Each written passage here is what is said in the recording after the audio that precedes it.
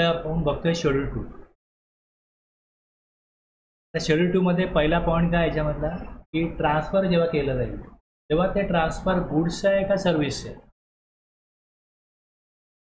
आता जर transfer गुड्सचं title झालं असेल, क्लॉज हे काय सांगतो, any transfer of the title in goods इथे supply of goods.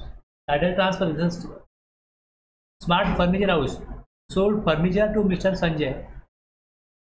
This will be treated as supply of goods because on sale of the title of the furniture is transferred to Mr. Sanjay. दुसरं आहे any transfer of right in goods, goods वापरण्याचे अधिकार दिले किंवा of undivided shares in goods without the transfer of title. Title transfer नाही केले, goods transfer केले, पण त्याची काय गुड्स ट्रान्सफर करण्याचा उद्देश काय की any transfer of right in goods or of undivided share in goods without the transfer of title thereof is a supply of service. Mr. Ranjit shall transfer right to use a JCB machine for a period of 2 months for an agreed consideration to Mr. Baiju in April. The transfer of JCB machine without transfer of title in JCB machine shall be treated as supply of service. Mr. P and Mr. K are joint owner of a movable property.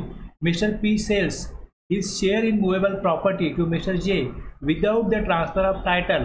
It would be treated as supply of service. आलं लक्षात.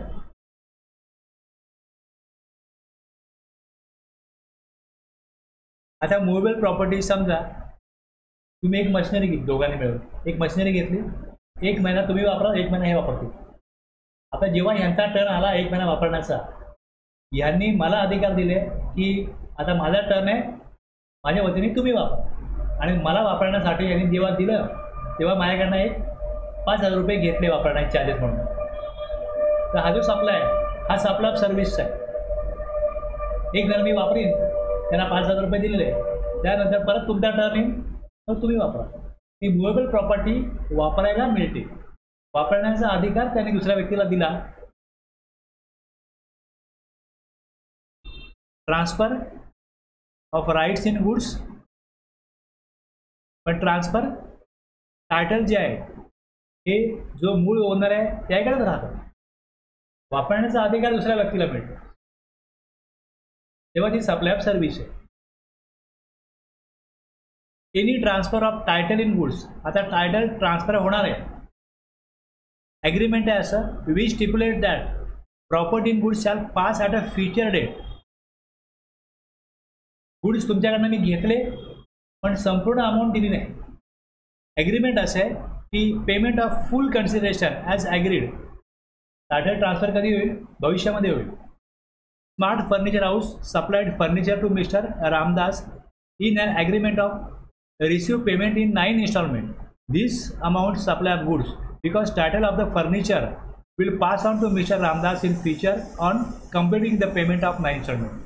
जर 9 हप्त्यामधला 1 हप्ता जरी चुकवला तरी तुम्हाला मालकी हक्क मिळणार नाही, आणि जो मूळ ओनर आहे तो ते गुड्स परत घेऊ शकतो कारण की संपूर्ण पेमेंट केलेलं नाही म्हणून. असं जर ॲग्रीमेंट आहे तर हे सप्लाय गुड्स आहे, सप्लाय सर्व्हिस आहे. तर फ्युचरमध्ये जरी टायटल ट्रान्सफर होत असलं तरी टायटल ट्रान्सफर होणार आहे, संपूर्ण पेमेंट 9 हप्त्यामध्ये होणार आहे किंवा फ्युचरमध्ये होणार आहे, तर ते सप्लाय ऑफ गुड्समध्ये येईल. त्याच्यामध्ये आपण बघितलं आहे transfer of title in goods supply of goods आहे. Transfer of title in goods in future असेल तरी पण ते गुड्स आहे, पण transfer of right in goods किंवा transfer of undivided shares in goods without the transfer of title हे supply of सर्व्हिसमध्ये येईल. आलं लक्षात. लँड आणि बिल्डिंग, लँड आणि बिल्डिंग जर जमीन लीजवर दिली, any lease tenancy easement licence to occupy land, land एखाद्या व्यक्तीची आहे दुसऱ्या व्यक्तीला ती वापरण्याचा परवाना देतो, परमिशन देतो किंवा तसा ॲग्रीमेंट करतो. Any lease tenancy easement licence to occupy the land ही सप्लाय ऑफ सर्व्हिसमध्ये असते. Mister Suresh let out land on lease to Damani tools. The letting out of land on lease is considered as supply of services.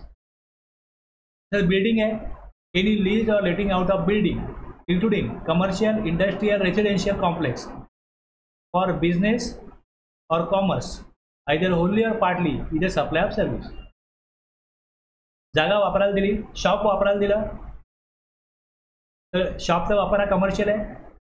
तुमच्याकडे factory premises असेल, तुम्ही ती factory कोणाला भाड्याने दिली वापरायला, इंडस्ट्रियल आहे. तुमच्याकडे घर आहे, तुम्ही भाड्याने दिलं, रेसिडेन्शियल कॉम्प्लेक्समधलं घर भाड्याने दिलं, तरी हे सप्लाय ऑफ काय होईल, सर्व्हिस होईल. आता हा सप्लाय टॅक्सेबल असेल, फॉरवर्ड चार्ज लागेल का रिव्हर्स चार्ज लागेल, मग हे पुढे बघायला लागेल. तो सप्लाय एक्झॅक्ट असेल की नसेल हे बघायला लागेल. सप्लाय आहे आणि सप्लाय ऑफ सर्व्हिस आहे, इथे एवढं आपल्याला क्लिअर होतं. आणि जर तुम्ही शॉप भाड्याने दिलं, फॅक्टरी भाड्याने दिली, तर त्याच्यावरती टॅक्स येतो. पण त्यात पण कसं आहे की थ्रेशोल्ड जर का त्याचं, तुमची फॅक्टरी जरा भाडं 2 लाख आहे फॅक्टरीचं, तर तुमचं 20 महिन्यामध्ये 20 लाख भाडं तुम्ही घ्या, 20 लाख एक्सीड झाले, मग लायबल होईल तो पर्सन रेशन घेण्याकरता. मग त्याला एकदा का रेशन त्यांनी घेतलं तर मग पुढे त्याला GST भरायला लागेल. पण जोपर्यंत तो अनरजिस्टर आहे आणि थ्रेशोल्ड त्याचा एक्सीड होत नाही, तोपर्यंत जरी ही सप्लाय ऑफ सर्व्हिस जरी असली तरी गव्हर्नमेंटला याचा टॅक्स मिळणार नाही आहे.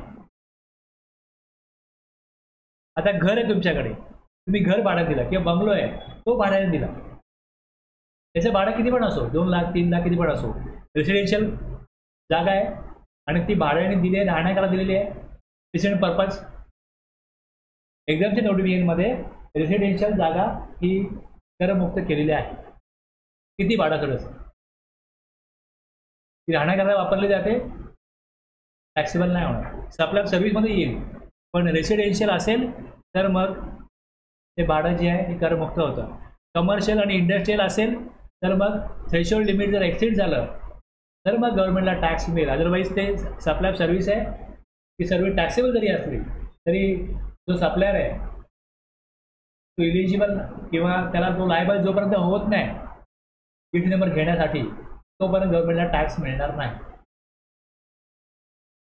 तुम्ही जसं पुढे जाल, जे आपण अगोदर शिकलोय, समजून घेतलंय, त्याला तुम्हाला कनेक्ट होता आलं पाहिजे. ही सप्लाय ऑफ सर्व्हिस आहे पण टॅक्सेबल आहे का example. Lease tenancy of land he service आहे. आता लँड ॲक्च्युली लँड विकली तर GST येणार नाही. लँडची खरेदी विक्री होते याच्यावर GST नाही, पण लँड भाड्याने दिलेली आहे, किती काय केलंय, भाड्याने दिलेली आहे. समजलं. जमानी टूल्सला त्याने त्यांचं तिकडे सामान ठेवण्याकरता ती जागा भाड्याने दिली, किंवा एखाद्या कंपनी आहे त्यांना पार्किंग स्पेस पाहिजे, बाजूला एखादी जमीन असेल तर तुमची जमीन मोकळी पडली, आम्हाला तुम्ही पार्किंग स्पेससाठी द्या, तीच आपल्या सर्व्हिस आहे. जमीन वापरायला देणं हा वेगळा विषय आणि जमीन विकणं हा वेगळा विषय. शेड्यूल 3 काय म्हणतो, sale of land neither supply of goods nor supply of service. पण जमीन भाड्याने देणं हे टॅक्सेबल होईल की नाही होईल. Sale of land out of scope of GST आहे, पण जमीन भाड्याने देणं हे out of scope of GST नाही. ही सप्लाय ऑफ सर्व्हिस होईल आणि जर ती एक्झाम नसेल तर टॅक्सेबल असेल.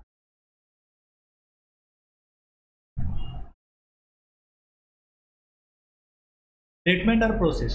Any treatment or process which is applied to another person's goods is a supply of service.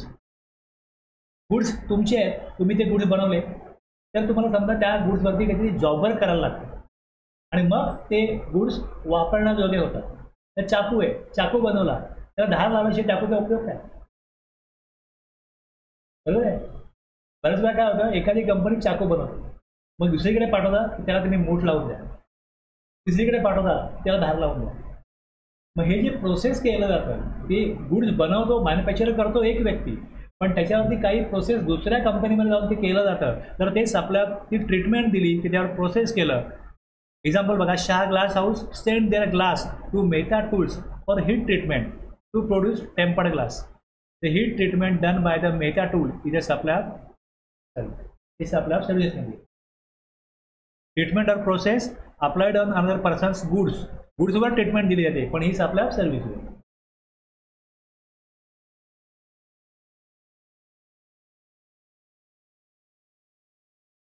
आपण 3 पॅरा बघितले ना, आता हा 4था पॅरा आहे. याच्यामध्ये आपल्याला बघायचं आहे आणखीन 3 क्लॉज A, B, C आहे. ओके, बघा आता ह्यामध्ये काय दिलंय, where goods forming part of the asset of a business are transferred or disposed of by or under the direction of the person carrying on the business so as no longer to form part of those assets, such transfer or disposal is a supply of goods by the person. Balance sheet जी असते ना त्यामध्ये fix asset असतात plus stock in trade असतो. Stock किती आहे तुमच्या गुड्सचा, आता याच्यामध्ये ते गुड्स जे आहेत ते पार्ट ऑफ द असेट आहेत बिझनेसचे आणि ते ट्रान्सफर केले किंवा डिस्पोज केले कोणी, बाय और under the direction of the person, जो बिझनेस करतोय, बिझनेसचा ओनर असेल किंवा त्याच्याकडे हक्क आहेत त्या बिझनेसबद्दल, मॅनेजर असेल, त्यांनी ट्रान्सफर केले आणि त्यामुळे काय झालं, ते भाग राहिले नाही, त्या असेटचा भाग राहिले नाही. No longer to form part of those asset. आता हे जी ट्रान्सफर झालेली आहे किंवा डिस्पोजल केलेलं आहे हे supply of goods by the person आहे. म्हणजे जुने कम्प्युटर आहेत त्यांनी परमनंटली ट्रान्सफर केले विदाउट कन्सिडरेशन ट्रान्सफर केले, तर हे काय होईल, सप्लाय ऑफ गुड्स होईल. Janata cooperative bank limited disposes its use computer for ₹500 by giving it to a charitable organization. The disposal of the computer is a supply of goods and subject to GST. जर इथे consideration नसेल, permanent transfer ते computer केले तरी पण schedule 1 प्रमाणे काय होईल, सप्लाय होईल. हे लक्षात घ्या. इथे दिले ₹500 फुकट दिले त्यांनी चॅरिटेबल ट्रस्टला. ओके, कन्सिडरेशन असो अगर नसो, कन्सिडरेशन आहे तर तो सप्लाय 7(1) प्रमाणे होईल आणि जर ते कन्सिडरेशन नाही आहे ते शेड्यूल 1 मध्ये पॅरा 1 मध्ये तो सप्लाय म्हणून हे जे ट्रान्झॅक्शन आहे ह्याच्या सप्लाय म्हणून तिथे आपल्याला ट्रीटमेंट द्यायला लागेल. GST registered retailer is in the business of supplying mineral water. His family is consuming 100 bottles of mineral water regularly every month. The disposal of the mineral water for his family's consumption is a supply of goods and subject to GST. आणि स्वतः करता वापरला. 4 furniture म्हणजे काय झालं, त्यांनी समजा महिन्याला 10,000 बॉटल घेतल्या असतील, स्टॉकमध्ये 10 आल्या, त्यातल्या त्यांनी 100 ट्रान्सफर केला पर्सनल कन्झम्पशनला, तर हे ट्रान्सफर ऑफ गुड्स आहे, हे सप्लाय ऑफ गुड्समध्ये येईल. 4 furniture enterprise, a sole proprietor is in the business of selling furniture. Its owner took a set of furniture to furnish his bedroom permanently. The transfer of the furniture by the owner whether or not for consideration is a supply of goods and subject to GST. आता एखाद्या मोबाईलचं shop आहे, त्याला जे mobile लागतील स्वतः करतात, त्या फॅमिली करतात, तो तेच घेणार ना. तर हा सप्लाय गुड्स होईल. सप्लाय झाला तर GST येणार आहे. सप्लाय झाला तर GST येणार आहे. म्हणजे तुम्ही स्वतःला जरी विकलं तरी GST जायचं. याचा अर्थ असा होतो. आपण हेही बघितलं की रीडर पर्सनला, डिस्ट्रिक्ट पर्सनला विदाउट कन्सिडरेशन ट्रान्सफर केलं आहे, सप्लायमध्ये येणार. म्हणजे ते पहिले सप्लायमध्ये आलं पाहिजे. सप्लायमध्ये जे आलेलं आहे तेच बघतोय आपण, सप्लाय गुड्स आणि सप्लाय सर्व्हिस.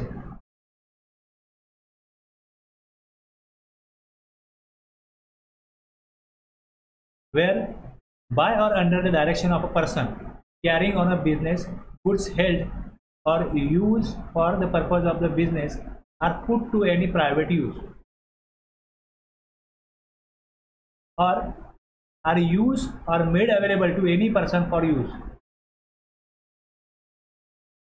त्याचे गुड्स आहेत, जेव्हा काय केलं जाईल त्याचे गुड्स ज्या पर्सनचे आहेत त्यांनी डायरेक्शन दिलं की हे जे गुड्स आहेत जे आपण बिझनेस करायला वापरतोय हे दुसऱ्याला उपलब्ध करून दिले, वापरायला दिले. आता बघा, एक मंडप डेकोरेटर आहे, त्याकडे खुर्च्या आहेत, मंडप आहे. त्यांनी त्याच्याकडच्या एम्प्लॉईला आणखीन कोणाला ते वापरायला दिले, बिझनेस पर्पज नाही, नॉन बिझनेस पर्पज वापरायला दिले. Other than a purpose of the business, the usage of or making available of such goods is supply of service. हे सप्लाय ऑफ सर्व्हिस झालं, हे सप्लाय ऑफ सर्व्हिस होईल.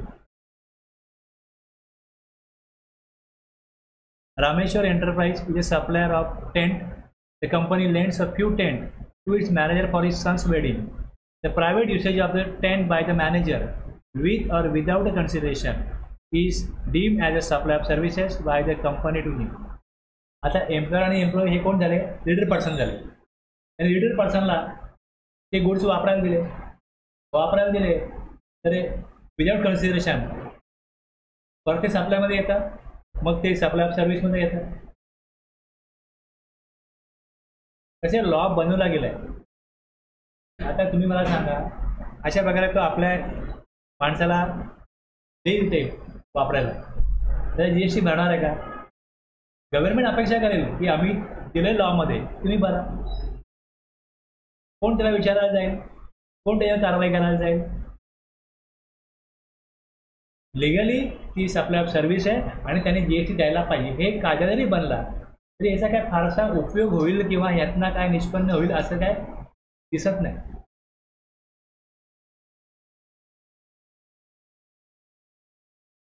The private usage of the tent by the manager with or without consideration is deemed as a supply of services by the company to him. आता payment जर कॅशमध्ये आलं तर बरेच लोक अशा प्रकारे पेमेंट दाखवतच नाही की वापरायला दिलं कॅशमध्ये. काय सांगा, छोटी मोठी कॉन्ट्रॅक्ट हे चाललेले आहेत. म्हणजे डेकोरेटर मोठे जरी असले, जर छोटं काम केलं, एखाद्याकडे काय वाढदिवस आहे, बारसं आहे, मंडप घालून द्या, 5,000 रुपये घेतले, त्यांनी कॅशमध्ये दिले, हे काय दाखवत नाही, त्याला जीएसटी भरत नाही. मोठं कॉन्ट्रॅक्ट मिळालं किंवा 4-5 लाखाचं मोठं कॉन्ट्रॅक्ट मिळालं आणि ते 4-5 लाखाचं कॉन्ट्रॅक्ट मिळालं तर पेमेंट त्यांना बँकेमध्ये येतं, मग त्यांना जीएसटी भरायला लागतं. रिअलिटी अशी आहे.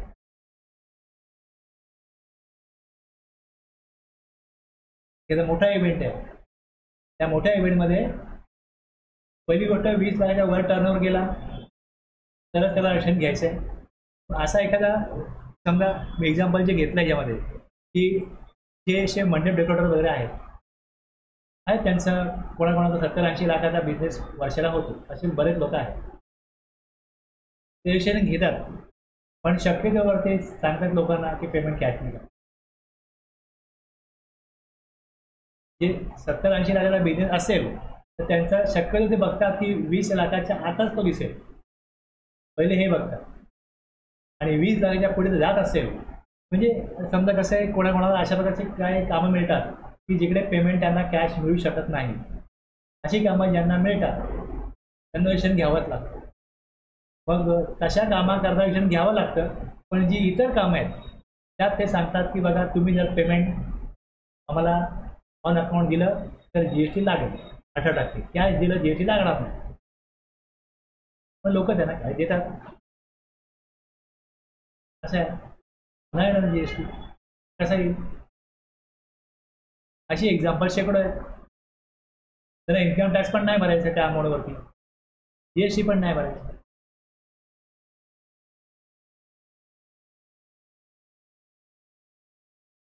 Mr. Yogi gives generator sets on a rental basis to various customers.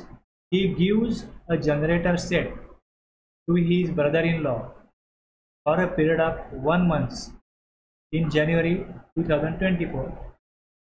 On the occasion of some function in the home of his brother-in-law, and thereafter generators brought back to the showroom of Mr. Yogi. आता एखाद्याची asset आहे, त्यांनी दुसऱ्या व्यक्तीला non business purpose वापरायला दिली, उपलब्ध करून दिली, तर ती सप्लाय ऑफ सर्व्हिस होईल. त्याप्रमाणे हे सप्लाय ऑफ सर्व्हिस होईल. प्रायव्हेट यूज करता दिलेला आहे, नॉन बिझनेस पर्पज दिला आहे.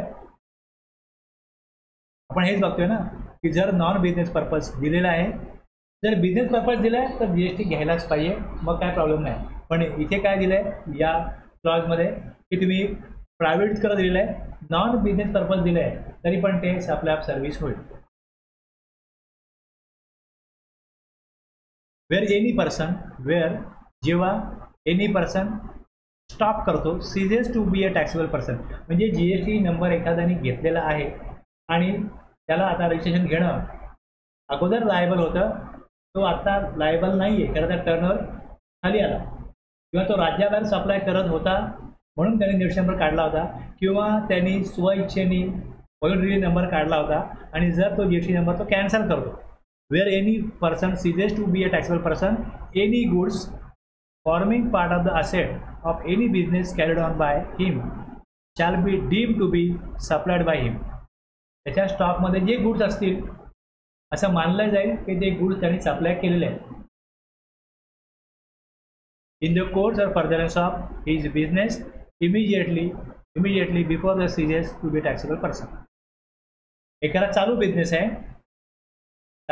आहे तो त्याला बंद करायचा आहे किंवा चालू ठेवायचं आहे, पण आता तो लायबल नाही आहे पेशंट घेण्याकरता, म्हणून तो काय करतो, तो number ceases to be taxable person म्हणजे नंबर कॅन्सल करतो. जर नंबर कॅन्सल केला तर स्टॉकमध्ये जे गुड्स असतील forming part of the asset, fix asset असो किंवा इन्व्हेंटरी असो, ते त्यांनी डीम टू बी, ते सप्लाय केलं असं मानलं जाईल आणि ते सप्लाय गुड्स असेल. एक्सेप्ट काय म्हटलंय, अनलेस तर बिझनेस त्यांनी ट्रान्सफर केला, जर गोईंग संपूर्ण बिझनेस ट्रान्सफर केला दुसऱ्या पर्सनला, संपूर्ण बिझनेस ट्रान्सफर केला दुसऱ्या पर्सनला आणि नंबर कॅन्सल केलाय, तर स्टॉकमध्ये जे गुड्स असतील,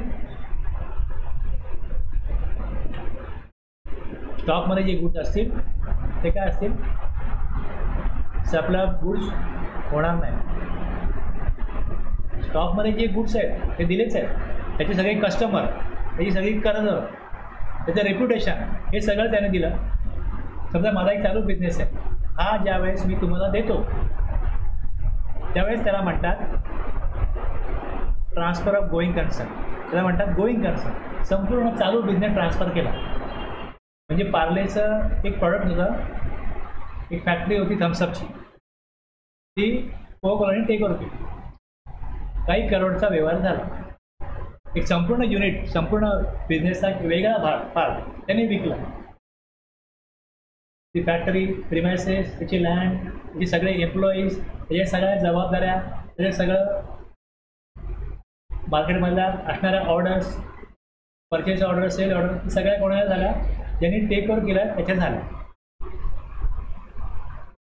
असा व्यवहार जेव्हा होतो, समजा ह्याच्यामध्ये 200 करोड रुपये त्यांनी घेतले असतील, हे काय असेल,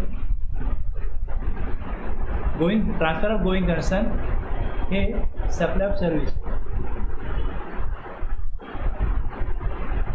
आला लक्षात, हे सप्लाय ऑफ सर्व्हिस. हा शब्द इथे आला म्हणून तुम्हाला मी सांगतो.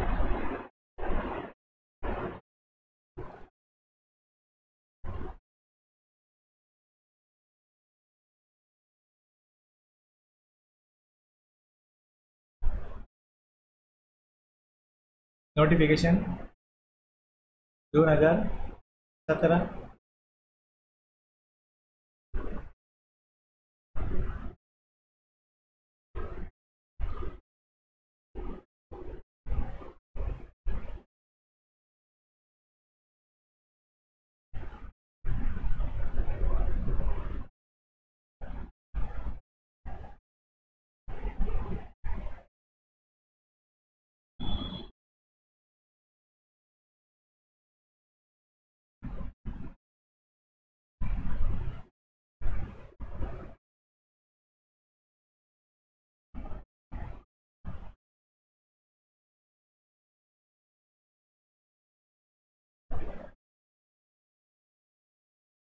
To notify the exemption on supply of services under GST Act आहे 12/2070.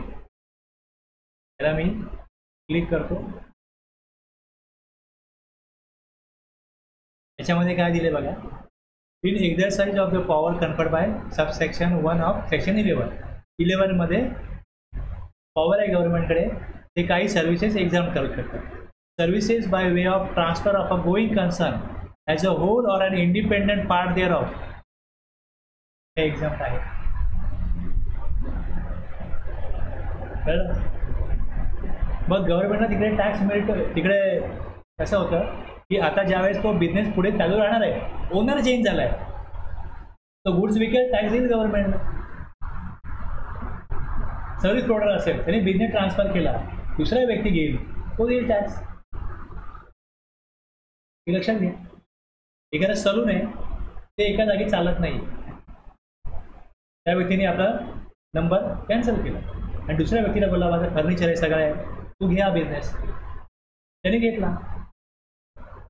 पण जर त्याने ते सलून बंद केलं, ब्युटी पार्लर बंद केलं, त्यांच्याकडे जे goods forming part of business आहे असं मानलं जाईल की ते त्यांनी सप्लाय केले आणि त्याच्यावर त्यांना टॅक्स द्यायला लागेल. पण संपूर्ण बिझनेस जर ट्रान्सफर केला, संपूर्ण बिझनेस गोईंग कन्सर्न ट्रान्सफर केला, तर दुसऱ्या व्यक्तीला त्यांनी बिझनेस दिला आहे, ही सप्लाय सर्व्हिस होते, पण तीही गव्हर्नमेंटने काय केलं, एक्झाम केले किंवा बिझनेस चालू राहायला पाहिजे. म्हणजे 2 करोडचा बिझनेस आहे, आज ट्रान्सफर केला, समजा 1 लाखाचे गुड्स आहेत, बिझनेस ब्युटी पार्लर समजा आहे, त्यांनी फर्निचर गुड्स 1 लाखाला जरी ते विकले, जो घेईल तो 1,18,000 घेईल, जीएसटी लावला तर. म्हणजे त्याला घेणाऱ्याला पण काय होईल, 18,000 रुपये जास्त इन्व्हेस्ट करायला लागतो. मग तो ITC घेऊ शकतो, पण गव्हर्नमेंटला फायदा पण काय नाही. मग इथे गव्हर्नमेंटला हेल्प करायचे किंवा एखादा बिझनेस बंद पडतोय, जो विकतोय, त्याला एक्झाम करतो आम्ही, ट्रान्सफर ऑफ गोईंग कन्सर्न आहे, घेणारा घेऊ दे, म्हणजे त्याचा तिकडे भांडवल कमी लागेल आणि जरी त्यांनी जीएसटी घेतला आपण तरी आपल्याला काय फायदा नाही आहे, तो ITC पुढे घेणारच आहे. मग इव्हिटिव्ही गव्हर्नमेंटला काय फायदा नाही आहे. तर जर बिझनेस नंबर कॅन्सल करतोय पण चालू बिझनेस ट्रान्सफर करतोय ॲज अ गोईंग कन्सर्न, तर मग तिकडे डीप्स आपला गुड्स होणार नाही, फॉर्मिंग पार्ट ऑफ असेट ज्या असतील त्या बिझनेसच्या त्या होणार नाही. पण जर का तो बिझनेस बंद करतोय आणि कोणाला ट्रान्सफर नाही करतोय, तर जे goods forming part of asset आहेत, फिक्स असेट असतील किंवा त्यांनी आणखीन काही यूज करायला काय क्रीम पावडर वगैरे आणला असेल, ते सगळं त्याला त्यांनी विकलं असं मानलं जाईल. कळलं उद्देश काय की तुम्ही ITC घेतला की नाही, आता ते गुड्स परचेस केले, इनपुट परचेस केले, ITC घेतला की नाही आणि बिझनेस बंद करताय. मग आम्ही मानतो की ते गुड्स इनपुट्स कॅपिटल गुड्स तुम्ही विकले असं आम्ही मानतो आणि टॅक्स द्या. पण दुसऱ्याला दिले ॲज अ गोईंग कन्सर्न किंवा कोणतरी बिझनेस चालू पुढे ठेवतोय रिप्रेझेंटेटिव्ह म्हणून त्या बिझनेसचा डीम टू बी, तो मानला की तो टॅक्सेबल पर्सन आहे, त्याचा रिप्रेझेंटेटिव्ह आहे, तो टॅक्स भरेल. म्हणजे ते गुड्स जे त्यांना ITC दिलेलं आहे ते पुढे कंटिन्यू होतोय बिझनेस, तर मग काय प्रॉब्लेम नाही. पण जर कंटिन्यू होत नसेल, अनलेस जर कंटिन्यू होत नाही आहे, तर मग फॉर्मिंग पार्ट ऑफ जे काय असेट असतील, फॉर्मिंग पार्ट ऑफ असेट ज्या असतील त्या मानलं जाईल डीम टू बी सप्लाय, त्यांनी ते सप्लाय केलं असं मानलं जाईल आणि त्याच्यावर त्याला टॅक्स द्यायला लागेल. हे सप्लाय गुड्स असेल. कुठला बिझनेस बंद झाला आणि त्याच्याकडे जे गुड्स असतील त्यांनी सप्लाय केलं असं मानलं जाईल, तो सप्लाय गुड्स असेल. Mister A is the GST register shoe store owner, as his business has substantially reduced over the last year, he has decided to close the business and retire. At the time of deregistration, he has goods on hand valued at stock of rupees 5,000. The stock of rupees 5,000 shall be deemed to be supplied by him. Transfer disposal of business asset goods, deregistration of business, deemed supply of goods in stock आणि putting goods to private use, making available goods to another for non-business purpose, हे supply of सर्व्हिसमध्ये येते. पुढचा para आता याच्यामध्ये जे काय दिलेलं आहे पुढे ABCD क्लॉज दिलेत हे सगळे सप्लाय ऑफ सर्व्हिसमध्ये येणार आहेत. Renting of immovable property, Rama rented her shop to Jaya for her business for a period of 1 year. Here renting of Rama's shop will be treated as supply of service. आता हे आलं परत आपण जे बघितलं होतं सेल ऑफ लँड आणि sale of building, तेव्हा तिथे काय म्हटलं होतं की शेड्यूल 2 मध्ये पॅरा 5 क्लॉज B बघा, construction of a complex building, civil structure or a part thereof, including a complex or building intended for sale to a buyer wholly or partly, हे supply of सर्व्हिसमध्ये येतं.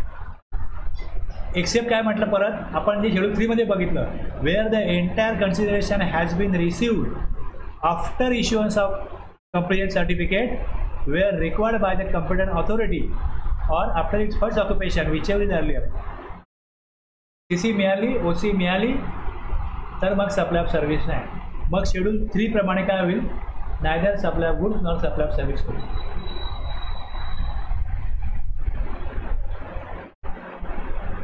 आता ह्यामध्ये कसं होतं बघा की एखाद्या बिल्डिंगचं बांधकाम चालू आहे, फ्लॅट व्हॅल्यू 80 lakhs आहे.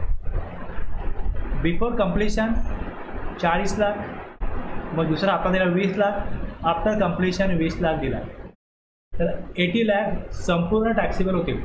1 रुपया देऊन बुकिंग केलं आणि CC आल्यानंतर पुढे दिले 79,99,999, तरी संपूर्ण 80 lakhsवरती काय होईल, GST ॲप्लिकेबल होईल. जर संपूर्ण अमाऊंट CC मिळाल्यानंतर दिली किंवा OC मिळाल्यानंतर दिली तरच काय येईल, GST लागू होणार नाही.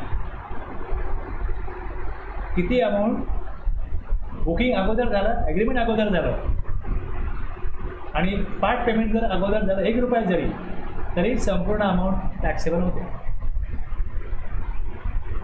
याचा महत्त्वाचा मुद्दा हा आहे की ट्रान्झॅक्शन कधीच आहे, CC आल्यानंतरचं आहे, तर पेमेंट तुम्ही अगोदर करता नंतर करता ते मटेरियल ते बघितलं जाणार नाही.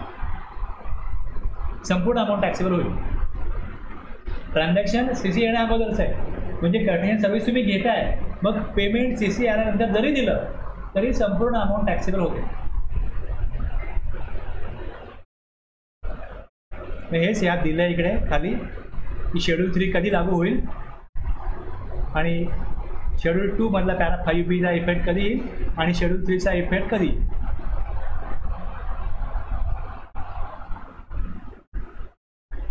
टेम्पररी ट्रान्सफर शब्द काय आला आहे, टेम्पररी ट्रान्सफर और परमिटिंग द यूज और enjoyment of any intellectual property right. Intellectual property right म्हणजे copyright, patent, trademark, design, any other similar right to an intangible property. याला काय म्हटलं जातं, इंटँजिबल प्रॉपर्टी म्हटलं जातं. तुम्हाला ॲक्च्युअली दिसत नाही, कॉपीराईट, पेटंट हे दिसत नाही, पण ते बॅलन्स शीटला असतात.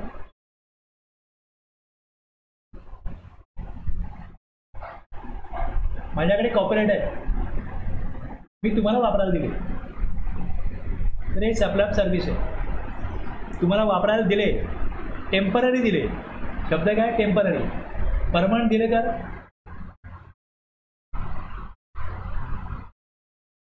टेम्पररी. बघा कसं आहे, तुम्हाला चेअर मी ट्रान्सफर केले, आपण बघितलं अगोदर, मालकी हक्क तुमची आली तर ट्रान्सफर ऑफ गुड्स आहे. आणि चेअर वापरायला दिला 1 महिना 2 महिने, मग परत घेतल्या. ECB मशीन वापरायला दिली, तसे हे गुड्स आहे, हे लक्षात घ्या. इंटेलेक्च्युअल प्रॉपर्टी राईट्स हे जे कॉपीराईट, पेटंट, ट्रेडमार्क हे बॅलन्स शीटला दाखवले जातात, तर ह्या इनटँजिबल असेट्स आहे. आणि असेट जर टेम्पररी दिली तर सप्लाय ऑफ सर्व्हिस आहे. असेट जर टायटल ट्रान्सफर केलं, मालकी हक्क तुम्हाला दिला, परमनंट ट्रान्सफर आहे. Intellectual property right normally treated as movable property म्हणजे गुड्स. मग ते गुड्स वापरायला दिले तर सप्लाय ऑफ सर्व्हिस आहे. आणि सप्लाय ऑफ गुड्स सेल केलं, परमनंट ट्रान्सफर केलं, मग ते सप्लाय ऑफ गुड्स होईल. हे लक्षात घ्या. गुड्स परमनंट ट्रान्सफर केले तर सप्लाय ऑफ गुड्स होतो. आणि जर गुड्स वापरायला दिले, आपण अगोदर बघितलं ट्रान्सफरला, पहिल्याच पॅरामध्ये बघितलं, तसं ह्या पॅरामध्ये काय दिलं की कॉपीराईट, पेटंट, ट्रेडमार्क, डिझाईन हे ॲक्च्युली असं हँडल करता येत नाही, हाताळता येत नाही, हातामध्ये घेता येत नाही, पण त्याचा इफेक्ट आहे ना, त्याचा प्रभाव आहे.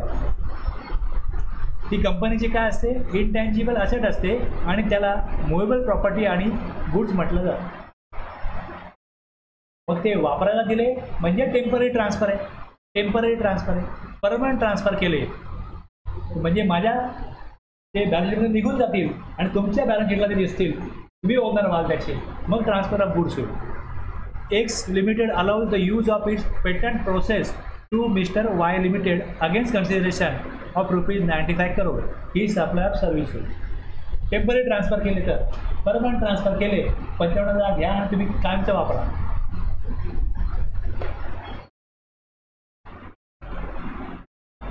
आता वेगवेगळ्या बँकांमध्ये बघा सगळं आता सगळ्या बँका कम्प्युटराईज झाल्या. गव्हर्नमेंटच्या ऑफिसमध्ये पण बऱ्याच गोष्टी कम्प्युटराईज झाल्या.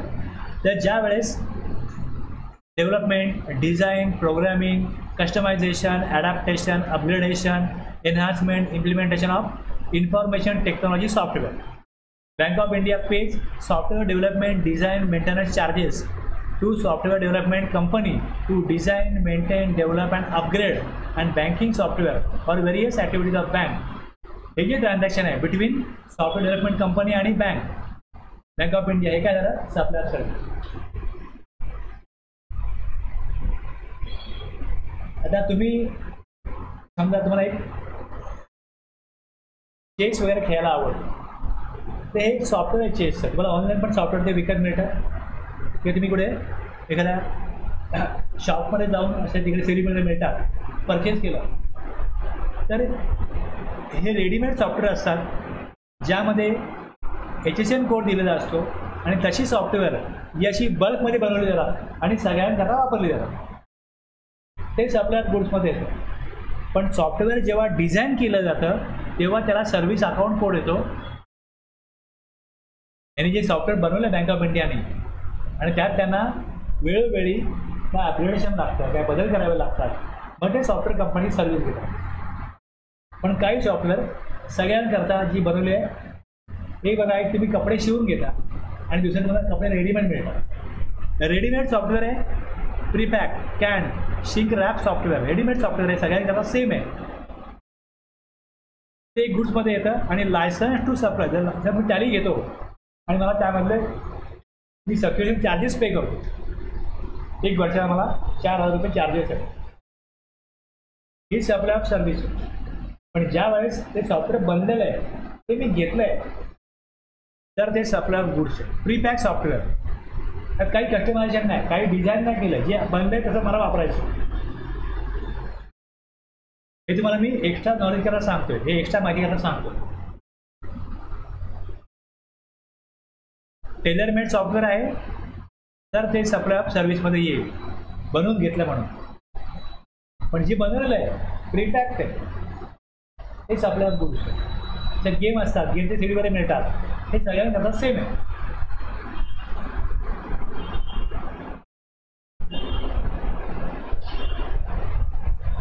Agreeing to the obligation to refrain from an act or to tolerate an act or situation or to do an act. आता याच्यामध्ये तुम्ही बघाल काय काय expression, agreeing to the obligation to refrain from an act हा एक येईल. दुसरं to tolerate, agreeing to the obligation to tolerate an act or situation. आणि तिसरं agreeing to the obligation to do an act. हे supply of service.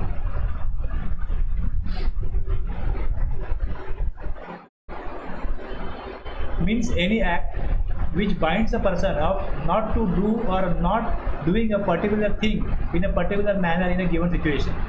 Non-competitive agreement where one party agrees not to compete with the other party in a product, service or geographical area against a consideration paid by other party. आपण कसं बघतो की जसं मुंबईमध्ये की काय gangster होते, हा आमचा एरिया आहे, इकडे आम्ही ॲक्टिव्हिटी करणार, तुम्ही इकडे यायचं नाही, तुम्ही तिकडे करायचं. तसं कंपनी असतात ते लिगली सांगतात की आमच्या एरियामध्ये तुम्ही सप्लाय करू नका, तुम्हाला आम्ही लिगली ₹10,000 देतो, 1 करोड देतो, या एरियामध्ये तुम्ही तुमचा माल टाकू नका. बिझनेस डील आहे, समजलं ना काय, हे बिझनेस डील आहे. Mr. Rajesh, an employee of Infosys, agrees not to work with Tata Consultancy Services for at least 2 years by signing a non-competitive agreement and against payment of ₹10 lakh. आपण एक अगोदर पण असे कुठे बघितलं होतं, एम्प्लॉई आहे, तो पगार म्हणून देत नाही ही अमाऊंट, ₹10,000 ही सॅलरीचा भाग नाही आहे, हे वेगळं ॲग्रीमेंट आहे, याच्यावर GST लागेल. तरी सांगितलं ₹10,000 घे, त्या कंपनीत काम करू नको. पगार म्हणून ते दिलं जाईल, ते GST मध्ये येणार नाही. पण ह्याच्यामध्ये काय होईल, against payment of ₹10 lakh. This refers to a reference from act is supply of service. A builder refraining from construction more than a certain number of floors, even though permitted to do so by the municipal authorities, against a compensation paid by the neighboring housing project. एक building आहे 4 मजली, त्याच्या बाजूला 7 मजली building होते. तर हे त्यांना सांगा की तुम्ही तुमची बिल्डिंग पण 4 मजली बांधा, 7 मजली बांधू नका, आणि त्या घरात तुम्हाला आम्ही 2 करोड देतो, 5 करोड देतो. त्यांनी मान्य केलं. आलं लक्षात. एखाद्याची सोसायटी आहे, समजा 3 लोकांची आहे, त्यांच्या बाजूला एक हाऊसिंग प्रोजेक्ट होतोय आणि त्यांना कळलं इकडे 7 मजली 10 मजली 15 मजली बिल्डिंग होणार. ते बिल्डरला बोलले की तू एवढेच मजले बांध, बाकीचे बांधू नको. तुला किती प्रॉफिट मिळणार आहे ते विकल्यामुळे? तो बोला 10 करोड तुला आम्ही देतो.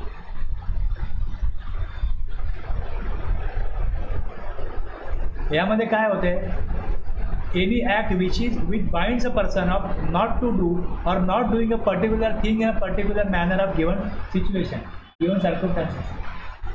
लक्षात. ही सप्लाय ऑफ सर्व्हिस.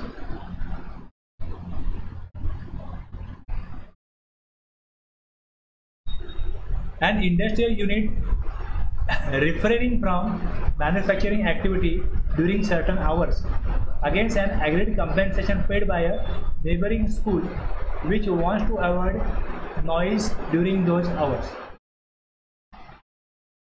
आता अशा प्रकारच्या कुठल्याही ॲक्टिव्हिटीज आहेत, युनिट आहे, त्या बाजूला एक शाळा आहे,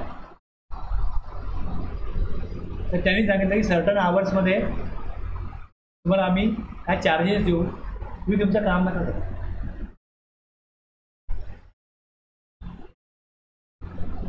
तर ही सप्लाय ऑफ सर्व्हिस आहे.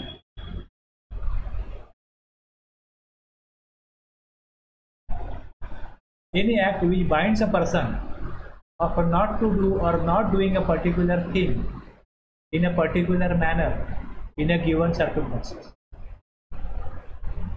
This would include activities such as shopkeeper allowing a hawker to operate from the common pavement in front of his shop against a monthly payment by the hawker. Service कोणी घेतली? माझे दुकान आहे, त्यासमोर तुम्हाला business करायचा आहे, थोड्या जागेत बसून, ठीक तुम्ही करा. एक दुकान आहे, त्याच्या बाजूला आहे ना, इकडे तुम्ही बघा, एक पाणीपुरीवाला आहे, एक सँडविचवाला आहे, एक चायनीज ठेला होतो. याकडनं रोजचे 500 रुपये घेतात ते दुकानदार, की आम्हाला रोजचे तुम्ही 500 रुपये, तुम्ही किती पण बिझनेस करा. त्या शॉपचं भाडं आहे 55,000 आणि ह्याच्याकडनं 500 रुपये घेऊन 1500 रुपये रोजचे तर असेच मिळतात. आता हे जे तो पैसे घेतोय, जसे गुड्स विकून पैसे घेतोय, तसे ह्यांच्याकडनं जे पैसे घेतोय, हे पण काय झालं, सप्लाय ऑफ सर्व्हिस. लक्षात घ्या. त्याच्यावर त्याला GST द्यायला पाहिजे. अशी मोठ्या सिटीमध्ये अशी शेकडो दुकानं असतील. आलं लक्षात ना.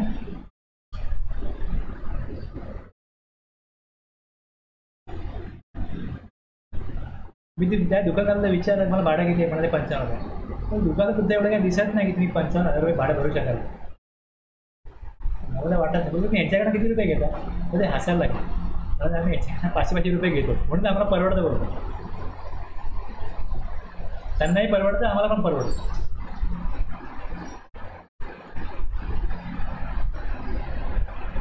This would include the case where an industrial unit agrees to install, आता हे पण आहे, means to perform or to do something necessarily prescribed in an agreement, contract or any other document which is required under any law for the time being course.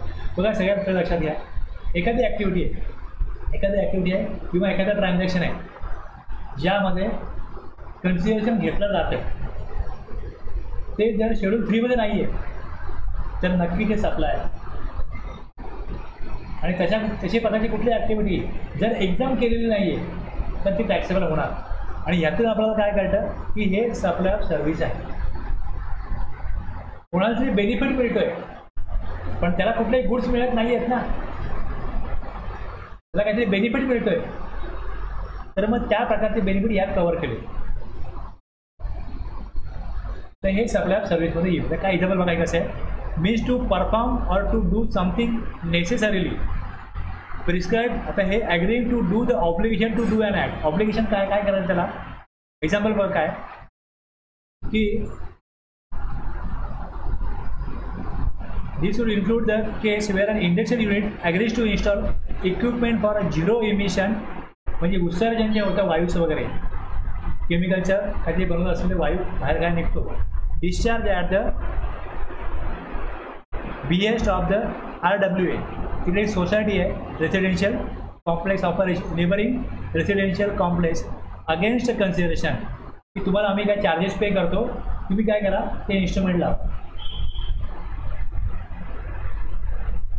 Actually त्यांना legal तशी गरज नाही आहे. No legal obligation upon the individual unit to do so. समजलं ना. आता एखाद्या हॉटेलमध्ये तुम्ही चालू असाल तर त्यातून जी वाफा निघतात त्या बाहेर पडायला त्याला एक मार्ग द्यायचा आहे आणि मग ते बाहेर सोडायचं. अशा प्रकारचे काय आहे तिथल्या कामगारांना त्रास होऊ नये म्हणून, तिथल्या काम करणाऱ्या माणसांना वर्किंग एन्व्हायरमेंट चांगलं मिळावं म्हणून. तसं एखादं युनिटचं असेल तिकडनं काय वायू बाहेर पडतो तर जर कायदा असेल तर तो वायू तुम्ही एक ठराविक उंचीवर नेऊन सोडला पाहिजे.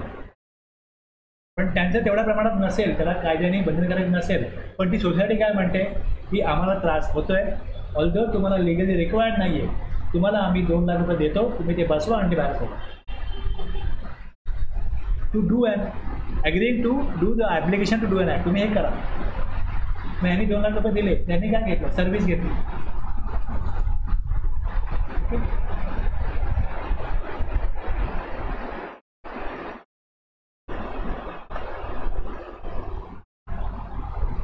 transfer of the right to use any goods for any purpose for cash, deferred payment or other valuable consideration, whether or not for a specified period. Mr. Gada shall transfer right to use a laptop and printer for a period of 6 months for an agreed consideration to Mr. Bide. The transfer of the right to use a laptop काय म्हणता इथे, transfer of the right to use any goods for any purpose, अधिकार दिला वापरण्याचा. तर हे supply of सर्व्हिसमध्ये येईल. आता याच्यामध्ये रेंटिंग युनिट प्रॉपर्टी बघितलं आपण, construction of intent for sale बघितलं, इंटेलेक्चुअल प्रॉपर्टी राईट बघितलं, IT सॉफ्टवेअरचं बघितलं, refrain tolerate to do an act आणि transfer of right to use the goods. हे सगळं सप्लाय ऑफ सर्व्हिसमध्ये येतं. Composite supply. आता कंपोजिट सप्लाय म्हणजे त्यामध्ये असं होतं, क्लॉज 30 मध्ये डिफाईन केलं आहे. कंपोजिट सप्लाय म्हणजे काय, composite supply means a supply made by a taxable person to a recipient consisting of 2 or more taxable supplies of goods और सर्व्हिसेस और बोथ कॉम्बिनेशन देअर ऑफ. मी तुम्हाला दाखवलं होतं अगोदर व्हॅल्युएशन की गुड्स द्यायचे, पण ते गुड्स जो रिसिपियंट आहे त्याच्या प्रिमायसेसमध्ये आठवायचे. तर व्हॅल्युएशनमध्ये आपण काय बघितलं होतं इकडे,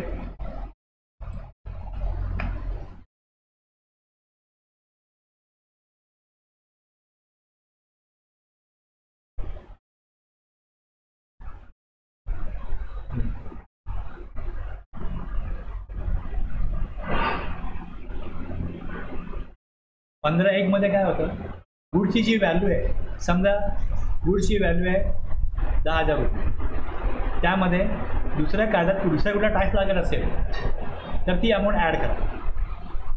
आणि हे काय होतं इकडे इन्सिडेंटल एक्सपेन्सेस म्हणजे आणखीन काय, loading charges, transportation, insurance, packing charges ते याच्यामध्ये ॲड करा. ओके. आणि जी अमाऊंट येईल ती काय होईल, याच्यावर GST लागेल. GST याच्यावर लागेल त्या 12,000. आठवतं की नाही आठवतं. आता माझा व्यवसाय काय, जे गुड्स विकायचं आहे त्याची किंमत 10,000 आहे, पण नॉर्मली होम डिलिव्हरी करायला लागते, मग त्याचं पॅकिंग लोडिंग वगैरे करायला लागतं, त्याचे चार्जेस कस्टमरकडनं घेतले जातात.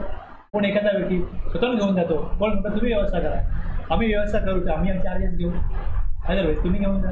मग त्याने जर व्यवस्था केली तर मग मुख्य सप्लाय जो आहे त्याबरोबरच नॉर्मली नॅचरली हे करायला लागतं. तर ह्याला काय म्हटलं जातं, कंपोजिट सप्लाय.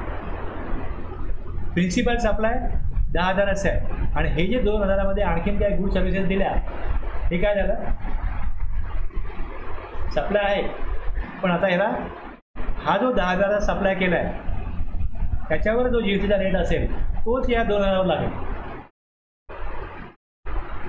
व्हॅल्यू ॲड होईल त्यामध्ये. 10,000मध्ये जर हे ॲड झाले तर या 10,000चा जो गुड्स आहे त्याचा जो जीएसटी रेट आहे तो या 2,000वर लागेल. हा वेगळा सप्लाय नाही आहे, हा सेपरेट सप्लाय नाही आहे. Composite supply means where goods are packed and transported with the insurance. The supply of goods, packing material, transport and insurance is a composite supply, and supply of goods is the principal supply. मग जो principal supply आहे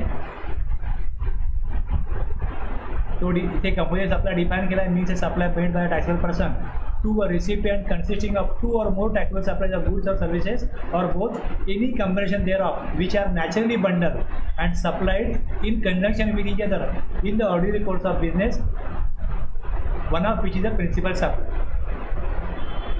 तर हा जो supply आहे त्यातला एक principal supply आणि दुसरा त्याला सहाय्यक सप्लाय आहे, तर हा काय होईल, कंपोजिट सप्लाय होईल. आणि प्रिन्सिपल सप्लायचा जो रेट असतो तो ह्याला लावायचा.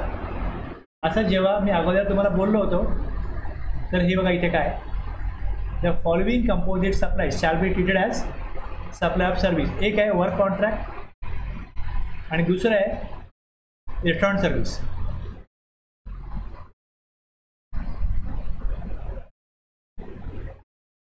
एक कॅटरिंग, हॉटेल, बार, रेस्टॉरंट, हे आता काय केलं आहे त्यांनी, हे कंपोजिट सप्लाय, हे आता सप्लाय ऑफ सर्व्हिस म्हटलं गेलं.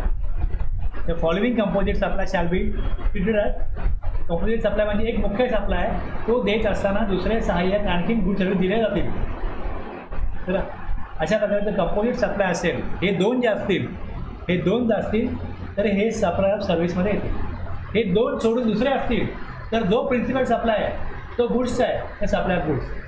जर प्रिन्सिपल सप्लाय हा सर्व्हिसचा आहे तर सप्लाय ऑफ सर्व्हिस. पण या दोन केसमध्ये एक वर्क कॉन्ट्रॅक्ट आणि दुसरं कॅटरिंग, रेस्टॉरंट सर्व्हिस असेल. आता वर्क कॉन्ट्रॅक्ट पण त्याने डिफाईन केलं आहे की contract for building, construction, fabrication, completion, erection, हे सगळं कशामध्ये येतं, वर्क कॉन्ट्रॅक्टमध्ये येतं. हे वर्क कॉन्ट्रॅक्ट जर असेल किंवा मग supply by way of or as part of any service or in any other manner whatsoever of goods being food or any other article for human consumption of drink wine सोडून, other than alcoholic liquor for human consumption हे सोडून, या दोन activities ज्या आहेत या supply of service असतील. हे दोन कंपोजिट सप्लाय हे सप्लाय ऑफ सर्व्हिस असतील. ओके, हे आता आपण एवढं बघितलं. एक बघितलं ट्रान्सफर, दुसरं बघितलं लँड बिल्डिंग, तिसरं बघितलं ट्रान्सफर ऑफ बिझनेस, तिसरं बघितलं ट्रीटमेंट, चौथं बघितलं transfer of business asset, supply of सर्व्हिसमध्ये काही क्लॉज बघितले हे, आणि शेवटचं आता बघितलं supply of service, work contract, food, drink, hotel, catering service, हे सप्लाय ऑफ सर्व्हिसमध्ये येईल. हे दोन कंपोजिट सप्लाय.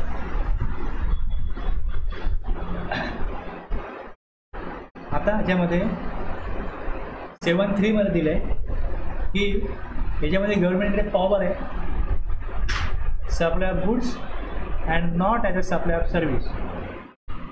काय म्हणतात की subject to subsection 1(1)(a) and 2 the government on the recommendation of the council specify, notification काढून ते सांगतील की काही ट्रान्झॅक्शन्स ही ट्रीट केले जातील supply of goods not a supply of service किंवा supply of service not a supply of goods. तुम्हाला दिसतं आहे की एक प्राणी चालला आहे आणि तुम्हाला वाटतं की तो गाढव आहे, ह्याला आम्ही घोडा म्हणतो. ते सांगू शकतात, तुमच्याकडे पॉवर आहे. तुम्हाला दिसतंय की गुड्स आहे, ते म्हणतील सप्लाय ऑफ सर्व्हिस. तुम्हाला दिसतंय की सप्लाय सर्व्हिस, ते म्हणू शकतात सप्लाय ऑफ गुड्स. तसं नोटिफाय करू शकतात, त्याची पॉवर आहे. नाही केलं अजूनपर्यंत, पॉवर ठेवली. ओके, हे सेक्शन 7 संपला. इकडे सेक्शन 8 आहे. ओके, 10 मिनिटात संपलं. सेक्शन 8 मध्ये काय दिलंय की the liability on a composite or mix supply shall be determined in following manner. Composite सप्लायची लायबिलिटी कशा प्रकारे घ्यायची? तर composite supply comprising 2 or more supplies, one of which is a principal supply, shall be treated as supply of such a principal supply. जे तुम्हाला मी बोलतो की जो प्रिन्सिपल सप्लाय तो गुड्सचा आहे, त्याला सहाय्यक गुड सर्व्हिस लागले असतील तर तो सप्लाय गुड्सच आहे, हे यांनी सांगितलं. सेक्शन 8 सांगतो की जर कंपोजिट सप्लाय होतोय तर त्याच्यामधला प्रिन्सिपल सप्लाय कुठला आहे तो बघा. Shall be treated as supply of such principal supply. म्हणजे जर का गुड्स ट्रान्सपोर्ट होत आहेत, लोडिंग अनलोडिंग सर्व्हिस घेतली जाते, म्हणजे हमाली ते गुड्स भरा काढा ट्रान्सपोर्ट करायची सर्व्हिस आहे.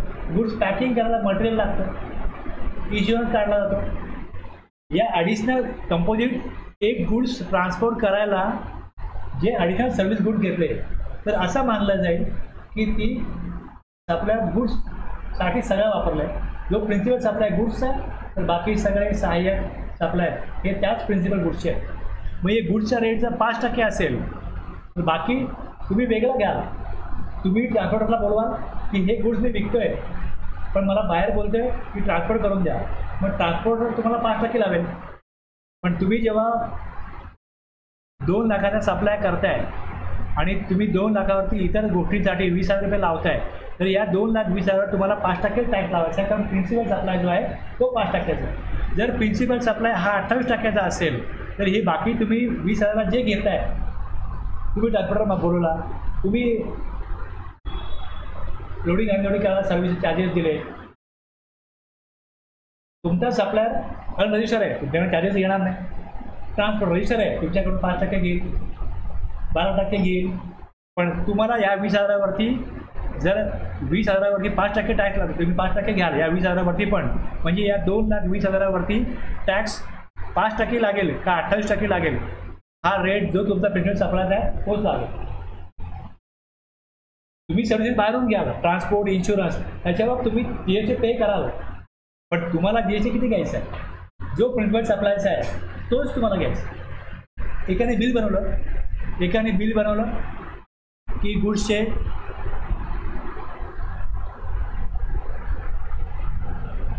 2 लाख रुपये. ओके, ट्रान्सपोर्ट चार्जेस 5,000, याच्यावर GST 5%, या गुड्सवर GST 12%.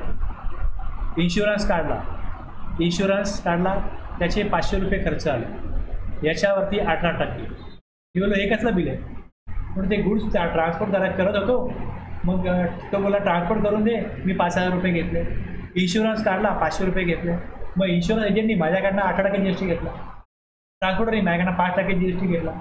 असं बिल त्याने बनवून दिलं. बोला हा कंपोजिट सप्लाय. व्हॅल्युएशन काय सांगतं की तुम्ही आज सप्लाय करताना जे ॲडिशनल व्हॅल्यू घ्याल ती ॲड करा, याच्यामध्ये ॲड करा. ॲड तर केली त्याने.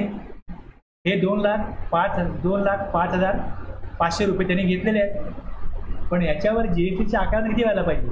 जो प्रिन्सिपल सप्लाय आहे त्याचा जो रेट आहे तो त्याच्यावरती आकारला गेला पाहिजे. पण ह्यांनी काय केलं, मी इन्व्हर्ट सप्लाय घेतला 5%, ह्यांनी बिल बनवलं 5%, ह्यांनी इन्व्हर्ट सप्लाय घेतला 18%, बिल बनवलं 18%. असं नाही करायचं. का तुम्ही इन्व्हर्ट सप्लाय नॉर्मली कसं होतं की गुड्स आहे, मी ज्या कॉस्टनी परचेस करतो आणि माझ्या प्रॉफिट लावून ते विकतो, GST रेट HSF तोच लावतो जो मी परचेस करताना घेतला. इथे मी जे घेतो तेच विकतोय ना. इथे कसं होतंय, हा 2 लाखाचा प्रिन्सिपल सप्लाय करण्याकरता मला ॲडिशनली सर्व्हिस किंवा गुड्स घ्यायला लागतात, तेव्हा मी हे सप्लाय करत नाही आहे. हे A किंवा B हे मी सप्लाय करत नाही. जर मी P विकतोय तर मी सप्लाय Pचा करतोय, A आणि B मी विकत नाही आहे.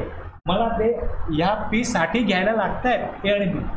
मी सप्लायर पीचाच आहे, मी ए आणि बी सप्लाय करत नाही आहे. त्यामुळे मी ह्याचा वेगळा HSN, वेगळा सर्व्हिस अकाउंट कोड, वेगळा ड्युटी रेट देणार नाही तिकडे.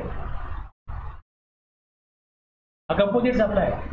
आणि त्यावेळेस जो प्रिन्सिपल सप्लाय तोच सप्लाय मी करतोय.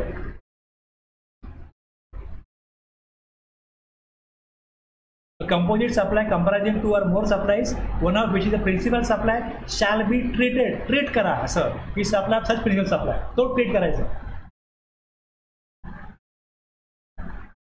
कळलं? कंपोजिट सप्लाय, व्हॅल्युएशन आणि आता मग हा सेक्शन आहे. हे एकत्रितपणे रीड केलं तर तुम्हाला कळेल की असं काय. आता दुसरं दिलंय mix supply. Mix supply comprising 2 or more supplies shall be treated as supply of that particular supply which attracts the highest rate of charge. म्हणजे 3-4 प्रॉडक्ट वेगवेगळे विकली जाऊ शकतात. ती नॅचरली बंडल नाही आहे. ती नॅचरली बंडल नाही आहे. तर मग जे प्रॉडक्ट ए आहे, प्रॉडक्ट ए आहे, प्रॉडक्ट बी आहे, प्रॉडक्ट सी आहे, प्रॉडक्ट डी आहे, याचा रेट 5%, बीचा 12%, सीचा 18% आणि डीचा 5%. तर एकंदरीत यात नॅचरली बंडल नाही आहे आणि याची कॉस्ट जर का 1000 रुपये आहे तर याच्यावर GST लागेल 18%. हायस्ट रेट काय 18 आहे एका प्रॉडक्टचा, 18%.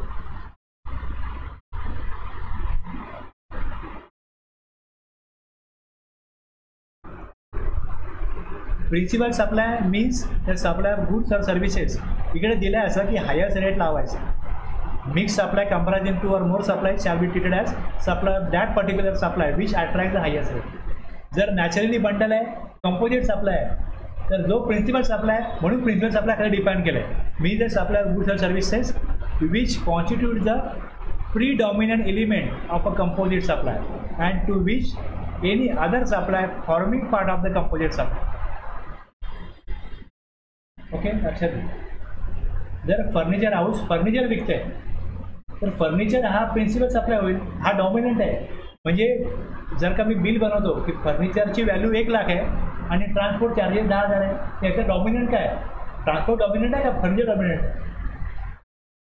मोठा प्रभाव कुठला आहे? फर्निचरचा आहे. फर्निचर विकतोय मग तो प्रिन्सिपल सप्लाय होईल.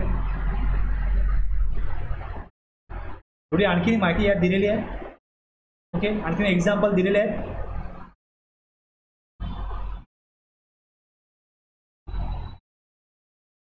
आता प्रिंटिंग असतं ना, प्रिंटिंग, त्या प्रिंटिंग इंडस्ट्री करता एक सर्क्युलर आलं की जेव्हा प्रिंटिंग केलं जातं तर मला प्रिंटिंग करून द्या, बिल बुक बनवून द्या. Printing in case of printed envelope, letter cards, printed boxes, tissues, napkins, wallpaper etcetera falling under chapter 48-49 printed with design, logo etc. supplied by the recipient of goods but made using physical inputs including paper belonging to the printer. Predominant supply is of the goods and supply of printing of the content supplied by the recipient of supply is an ancillary to the principal supply of goods and therefore such supply would constitute supply of goods. म्हणजे कसं बघा, हे जे काय गोष्टी आहेत ना अशा एनवलप, लेटर कार्ड्स, हे स्टेशनरीमध्ये मिळतात. त्याच्याकडनं घेतलं तर हे सप्लाय ऑफ गुड्स आहे. स्टेशनरी मिळते ना आपल्याला जिकडे स्टेशनरी शॉपमध्ये, तिकडे printed envelope, letter cards, printed boxes, tissues, napkin हे मिळतात. याचा जो HSN कोड आहे तो हा आहे. तर हे सप्लाय ऑफ गुड्स होईल. पण in case of printing of books, pamphlet, brochures, annual report and like where only content is supplied by the publisher or to the person who owns the usage right to the intangible inputs, while the physical input including paper used for printing belonging to the printer. Content मी दिले की हे मला content आहे, हे तुम्ही print करून द्या. ओके, काय दिलं? In the case of printing of books, pamphlet, brochures, annual report and the like, where only content is supplied by the publisher. काय रिपोर्ट प्रिंटिंग करायचं आहे, एखाद्या कंपनीला अहवाल प्रिंट करायचा आहे, तर त्यांनी त्याला सांगितलं का हा जो अहवाल आहे ना हा प्रिंट करून पाहिजे. त्यांनी प्रिंट करेल, पेपर वापरेल आणि ते देईल. तर या केसमध्ये जो प्रिंटर ते प्रिंट करून देईल त्याने प्रिंटिंग सर्व्हिस दिली असं आहे. प्रिंटिंग सर्व्हिस दिली असं आहे. मला माझ्या नोट्स प्रिंट करायच्या नाही, ह्या नोट्स आहेत ह्या प्रिंट करून द्या, त्याला पेपर लागणारच आहे. तर इथे प्रिंटिंग सर्व्हिस, इथे प्रिंटिंग सर्व्हिस, मग त्याचा HSN सर्व्हिस अकाउंट कोड येईल. पेपर घेतला मी, मेजॉरिटी पेपर घेईल त्यावर प्रिंट करेल ना, मग आपल्या गुड्स आहे आपल्या सर्व्हिस. आणि दुसऱ्या केसमध्ये काय दिलं आहे, हे रेडीमेड असतं की envelope, letter cards, boxes, tissues, napkins हे सगळं आहे, हे रेडीमेड असतं. मग याला या HSN कोड खाली तो सप्लाय होईल आणि HSN कोड गुड्सचे, मग तो सप्लाय गुड्स. आणखीन काय आहे वाचा येत नाही. बऱ्याच विषयावर बरेच सर्क्युलर वगैरे येतात, मग त्यातून काय क्लिअरिटी येते. मी मुख्य विषय तुम्हाला सांगितलं आहे, बाकी तुम्ही सर्क्युलर वाटे तुम्हाला आणखी त्यांना क्लिअरिटी येईल. ओके, हे असं पटकन करण्याचं नाही आहे, थोडा स्टडी केला तर आणखीन क्लिअरिटी येईल.